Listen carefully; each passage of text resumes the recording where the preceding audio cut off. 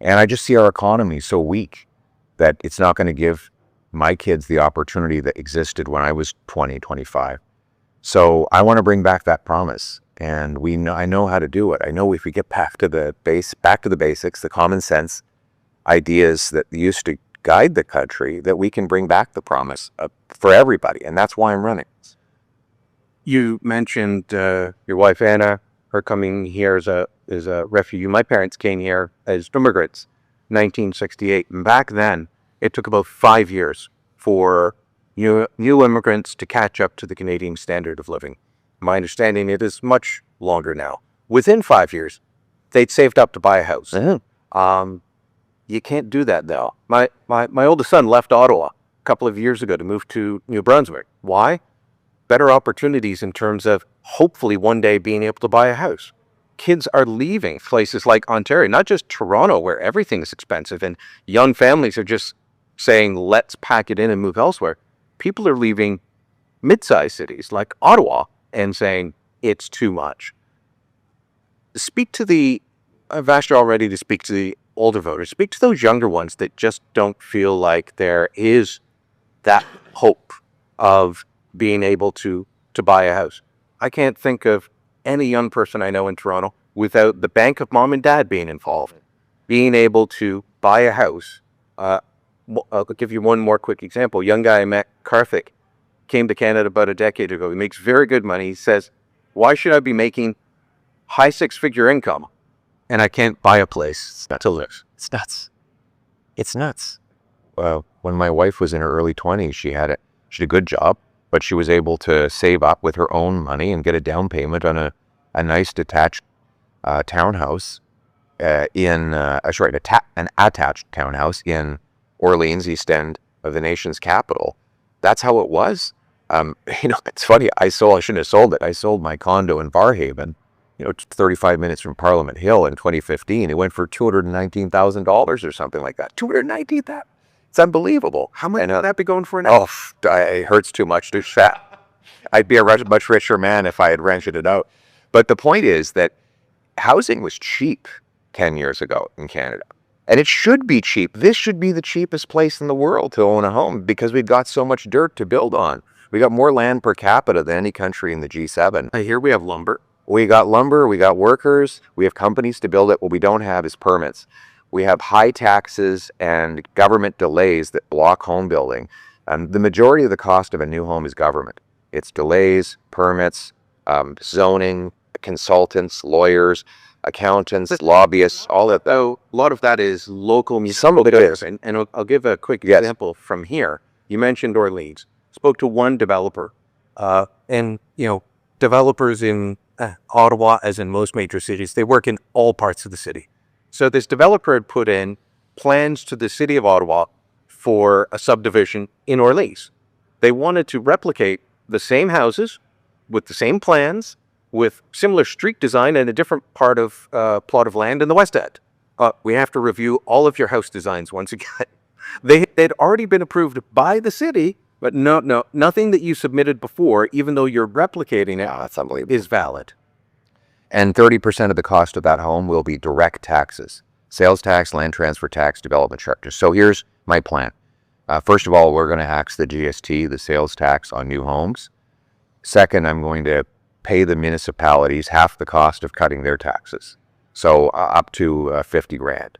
So you combine getting rid of the GST on new homes with getting the municipalities to cut their taxes by up to 50 grand. That's 100 grand in taxes that we can take off home building costs. On top of that, I'm going to be linking federal infrastructure dollars for cities to the number of homes they allow to be built, to incentivize them, to speed up permits, free up land, cut the development. Explain that a little bit. Well, that's been described by your opponents as you're going to punish cities. Well, there's going to be a carrot and a stick. The carrot is that those that build more will get more infrastructure money. Those that build less will get less. And so that will incentivize them to free up the permits and speed up the approvals to get the homes built, to go down and say to the bureaucracy in the bowels of the city of Ottawa, you can't force this guy to submit a new set of designs, even though he's already done it once before. The only way you're going to get these permits going is if you incentivize the municipalities with money for homes, money for doors. Pay them the way realtors and home builders get paid for each door. And that's how you'll get them out of the way. We're also going to sell off 6,000 federal buildings, thousands of acres of federal land to build new homes. And finally, back 350,000 training spots at mostly union training halls to get the young tradespeople who can build the homes in the future. I listened to Mark Carney's housing announcement. I went through the news release. I went through the backgrounder. There was a word missing. Ownership. Right. There is a difference in views, and I see this. I cover all levels of politics: city hall, provincial, federal, and there is a view among some that we don't need to have home ownership. We just have, and Justin Trudeau was putting that forward, and it looks like Mark Carney's carrying that on. You'll rent from the government, or the government will, own the land and lease it to you. And there's also this idea of we don't need single-family homes. Everyone can live in a box in the sky. Look, I live in a box in the sky now in downtown Toronto. I quite like it. It's great. But if you're raising 1, 2, 3 kids, at a certain point, that becomes a pain. That you want a yard for the kids. You want a place for them to play. How are you different from what you've seen Mark Carney put forward, what the progressives at the provincial and municipal level push of this idea of, we'll put everyone in boxes and you can rent forever? Well, different in every way on housing. Carney wants to continue along with the same policies that Justin Trudeau brought in that doubled housing costs. Look at the result. The results speak for themselves. They promised government was going to get, quote unquote, back into the business of housing in 2017. It's now been 8 years. And what has happened? The cost of everything has doubled. Rent has doubled, mortgage payments has doubled, and the needed down payment for a home, they've all doubled. We have the most expensive real estate in the world after a decade of the Liberals. By continuing with the same policy, you're going to get the same result. You vote the same, you get the same. Carney is actually even more extreme than Trudeau in this idea. He wants to create some kind of a grand government corporation that's going to build prefab homes and rent them to you. And no one will ever be able to own a house under that model. How do you build up equity for your retirement? How do you build up your biggest asset when you're a permanent renter? And how do you start a family if you can't have a yard or a driveway where they can play street hockey and where they can let the dog outside? The beautiful suburban life that Canadians want requires single-family homes. So governments don't build homes. The good news is they don't have to. We have lots of builders. We have lots of land. What we need is the government to get out of the way, get the taxes and the red tape off so that they can build.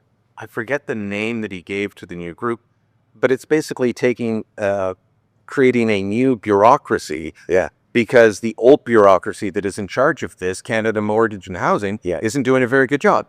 So he's going to give it a new name. That bureaucracy isn't good enough, so let's have a different bureaucracy. That's right, and that's what they're going to build, is bureaucracy. We don't need to build more bureaucracy. We actually need to build more homes, and we can do that. We will.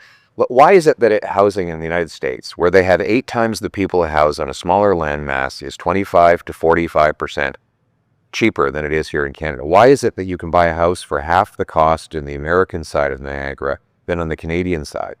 The answer is that you can get things built there, and you don't get taxed through the nose for doing it. We need to do the same. That's what we used to do in Canada. That's why housing was always cheap in this country, and we will make it affordable again.